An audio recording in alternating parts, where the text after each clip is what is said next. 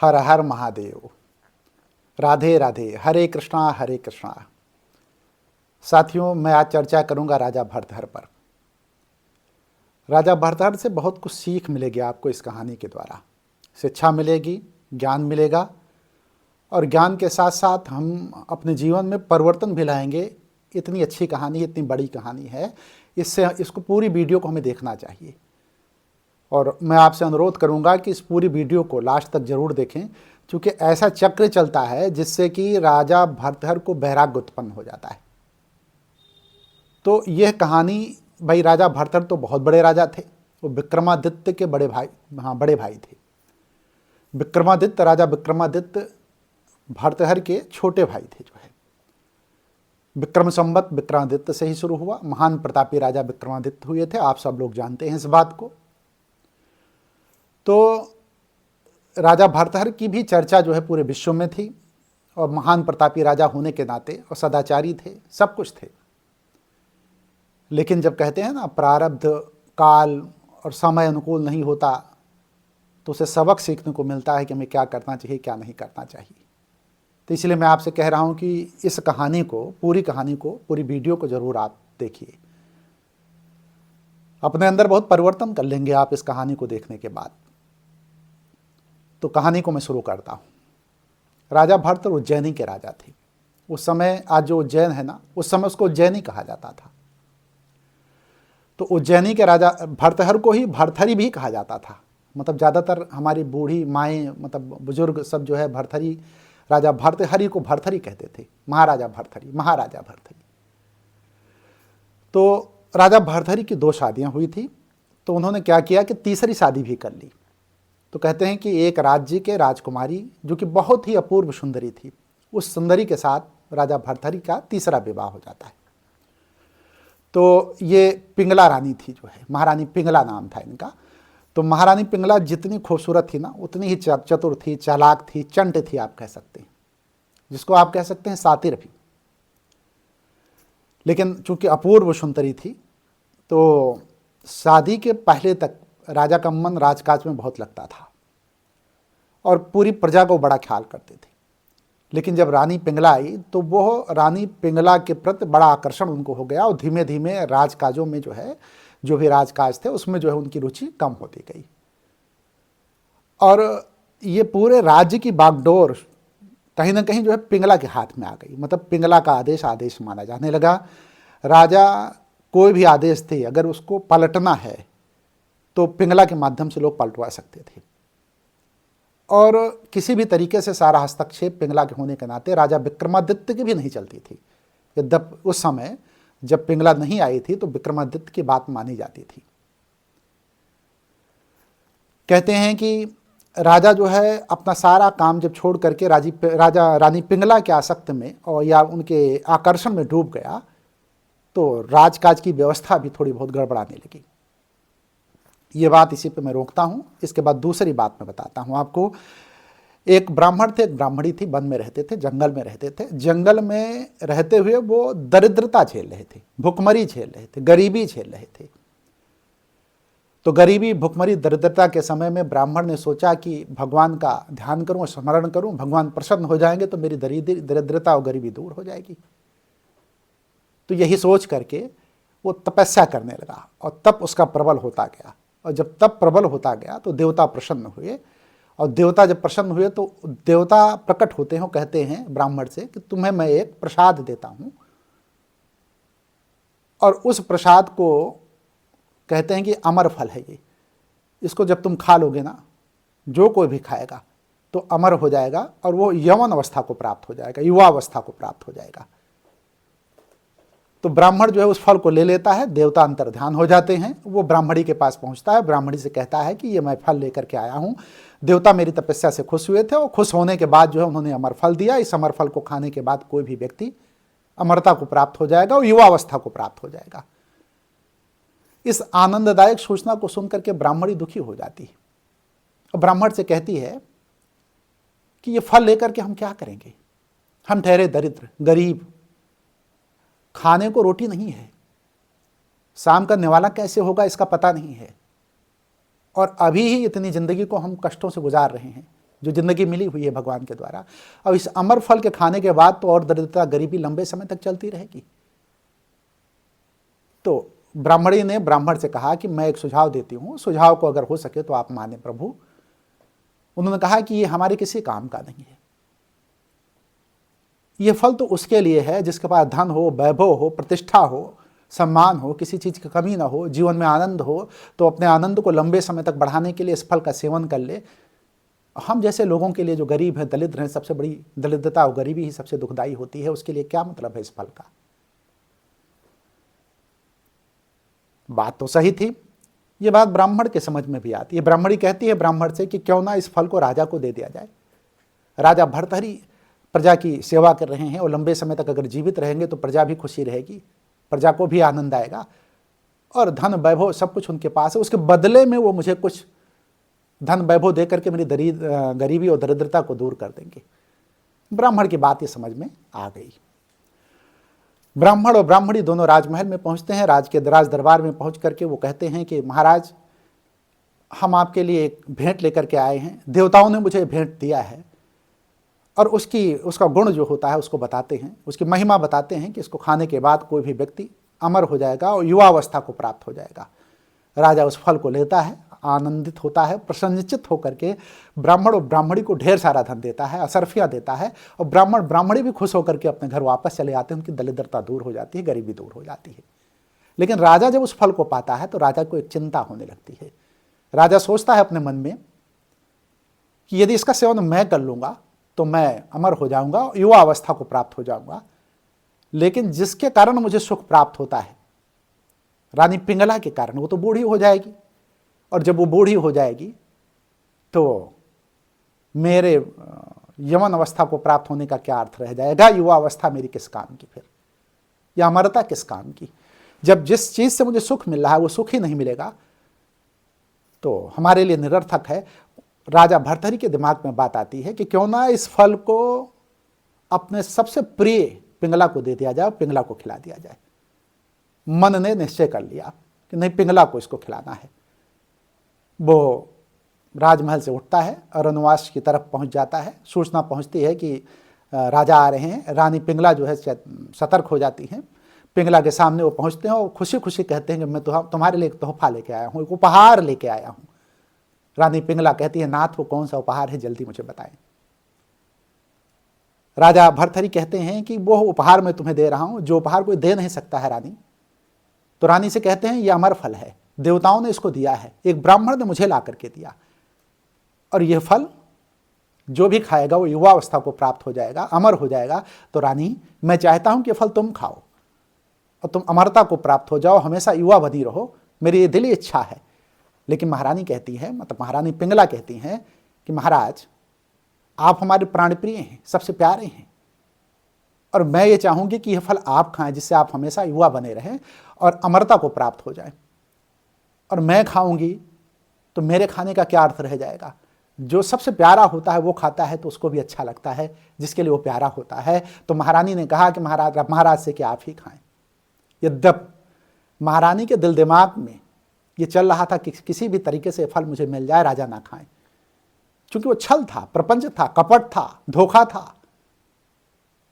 तो छल, प्रपंच और धोखा और कपट की वजह से उसके मन में लगातार चल रहा था। लेकिन महाराज ने फिर से कहा कि रानी, मेरा ये आदेश है कि तुम इस फल को खाओ।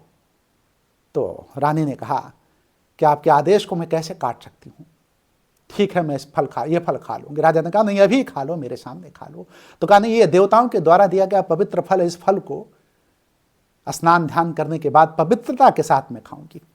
खैर, राजमहल से इस आश्वासन के साथ राजा वापस आ जाते हैं कि रानी अमर फल खा लेंगी और उनका अमरत्व जो है, और उसके साथ साथ जो है उनकी युवा अवस्था बनी रहेगी और यौन अवस्था को भी प्राप्त हो जाएंगी। राजा बड़ा खुश होता है, आनंदित होकर के, चूंकि वो सबसे ज़्यादा रानी को चाहता है। इधर राजा जाते हैं तो रानी क्या करती है, पिंगला, वो वहाँ के कोतवाल को बहुत ज़्यादा चाहती थी। तो कोतवाल क्या करता है, उसको तुरंत फरमान देती है अपनी दासियों के द्वारा कि कोतवाल को बुलाया जाए। और कोतवाल आनंद फानंद में राजमहल में पहुँचता है, रनवास में। वो कहता है कि महारानी, आपने आदेश दिया मुझे बुलाने का, मैं हाजिर हो गया हूँ। कोतवाल से कहते हैं कि तुम्हें मैं कुछ देना चाहती हूँ, कुछ उपहार देना चाहती हूँ। कोतवाल कहता है महारानी वो कौन सा उपहार है? तो उन्होंने उसके गुण बताया कि ये गुण है और इस गुण के द्वारा जो है मतलब आप अमर हो जाओगे और यौवन अवस्था को प्राप्त हो जाओगे। तो महारानी के इस बात को सुन करके कोतवाल कहता है महारानी इसको आप खाएं और मेरी प्रसन्नता और 4 गुनी बढ़ जाएगी यदि आप खाएंगे। तो महारानी कहती है नहीं, तुम सबसे प्यारे हो मेरे लिए और सबसे प्यारे होने के नाते तुम्हें यह फल खाना चाहिए और मैं तुम्हें आदेश देती हूँ तुम इस फल को खाओ। यद्यप उस कोतवाल के मन में भी बात थी कि रानी ना खाती तो ज़्यादा अच्छा था, इसको मैं ले लेती। उसके अंदर भी छल कपट प्रपंच था। खैर कोतवाल ने कहा कि रानी महारानी जब आपका आदेश है तो इसका सेवन मैं करूंगा। तो कहा खा लो। अभी कहा नहीं, मैं स्नान ध्यान चिंतन मनन करने के बाद, ये पवित्र फल है देवताओं के द्वारा दिया गया है, इसलिए मैं बाद में जाकर के इसको जब पवित्र हो जाऊंगा तो खा लूंगा। खैर कोतवाल उस फल को लेकर के चला जाता है और कोतवाल जब फल को लेकर के चला जाता है तो रास्ते में वो सोचता है कि यदि मैं इस फल को खा लूंगा तो मैं तो अमर हो जाऊंगा, युवा अवस्था को प्राप्त हो जाऊंगा, यवन हो जाऊंगा, यवनावस्था को प्राप्त हो जाऊंगा। लेकिन वो उस राज्य की एक गणिका थी राजनर्तकी, उसको वो ज़्यादा उसके आकर्षण में आकर्षित था। तो उसने सोचा कि यदि मैं इसको खा लूंगा तो मेरा आकर्षण तो गणिका के प्रति है और मैं उसको खुशी देखना चाहता हूँ और ये महारानी तो पागल थी जो इसने मुझे दे दिया। मैं क्यों ना इस फल को राजनर्तकी जो गणिका है उसको दे दूं, जिससे वो अमर हो जाए और यवन अवस्था को प्राप्त हो जाए। और युवा अवस्था को जब प्राप्त हो जाएगी तो कम से कम जितनी मेरी जिंदगी रहेगी उससे मैं सुख भोग करूंगा, आनंद का भोग करूंगा। और उस आनंद के भोग की इच्छा के साथ जो है वो सोचता है कि मैं घर न जाकर के इसको सीधे गणिका के पास पहुंच करके उसको खिलाई देता हूँ। कोतवाल गणिका के पास पहुंचता है, गणिका से कहता है मैं तुम्हें एक उपहार देना चाहता हूँ और वो उपहार जो है तुम्हारे लिए बहुत ही गुणकारी उपहार है और तुम्हारे लिए बड़ा शुभ होगा। तो गणिका पूछती है आखिर वो कौन सा उपहार है? तो गणिका को बताया जाता है कि ये अमर होने का, अमर फल है, अमर होने का इसके ये तरीका है कि इसको खा लेंगी तो अमर हो जाएंगी और इसके साथ साथ युवावस्था को आप प्राप्त हो जाएंगी और मेरी इच्छा है कि आप खाएं। खैर गणिका वो फल रख लेती है और कहती है ठीक है, आप कह रहे हैं, आपका आदेश है तो मैं इसका सेवन कर लूंगी। कोतवाल खुश होकर के वापस आ जाता है कि गणिका इस फल का सेवन कर लेगी। अब जब कोतवाल वहां से चला जाता है तो गणिका के मन में एक प्रश्न आता है कि जिंदगी भर मैंने पाप कर्म किए हैं और पाप के बोझ से मैं दबी जा रही हूँ और यह पाप जो है इसकी गठरी बड़ी भारी होती चली जा रही है। इतने जीवन में ही मेरी पाप की गठरी इतनी बड़ी हो गई है, कहीं अमर हो जाऊंगी और युवावस्था को प्राप्त हो जाऊंगी तो आखिर ये गठरी पाप का लेकर के मैं कहाँ जाऊंगी, किस लोक को जाऊंगी? तो ये फल तो मेरे लिए नहीं ही है। कम से कम मैं पाप के बोझ से और न दबूं। इससे अच्छा ये फल यहाँ के राजा को दे दिया जाए और राजा जो है यदि इसको इस फल का सेवन कर लेगा तो राजकाज में जो है लंबे समय तक जो है प्रजा की सेवा करता रहेगा। वैभव भी है, धन भी है, संपदा भी है, सुख समृद्धि भी है और राजा इसके प्रति मुझे उसको जब खुशी होगी तो मुझे भी धन धान्य वैभव से परिपूर्ण कर देगा और मैं भी सुखी जीवन जीऊंगी और गणिका और राजनर्तकी का काम छोड़ दूंगी। मन में विचार आते ही वह स्नान ध्यान करके राजमहल में पहुंच जाती है। राजमहल में पहुंच करके वो राजा से अपील करती है कि महाराज मैं आपको एक उपहार देना चाहती हूँ। वो उपहार बड़ा कीमती है। उस उपहार को, उपहार दुनिया में और किसी के लिए नहीं बल्कि आपके लिए ही बना हुआ है और परमात्मा ने उपहार आपके लिए भेजा है। वो मेरे पास आया है महाराज, मैं उस उपहार को आपको देना चाहती हूँ। तो राजा सोचता है कि कौन सा उपहार है। वो कहती है गणिका बताओ कौन सा उपहार है। तो गणिका कहती है कि महाराज मेरे पास एक अमर फल है, देवताओं ने इसको दिया है और देवताओं के द्वारा दिया गया फल मेरे पास पहुंचा है। मैं चाहती हूं कि ये फल आप खाएं और उस फल को खाने के बाद कोई भी व्यक्ति अमर हो जाता है, युवा अवस्था को प्राप्त हो जाता है। खैर जो बातें राजा ने लोगों को बताई थी वही बात लौट करके राजा के पास गणिका बताती है। राजा आश्चर्यचकित हो जाता है। राजा सोचता है, ऊपर से नीचे तक वो सांस ऊपर की ऊपर नीचे की नीचे हो जाती है और उसके समझ में नहीं आता कि जो फल मैंने रानी को दिया था ये फल लौट कर मेरे पास क्यों आया, कैसे आया, कहाँ से आया।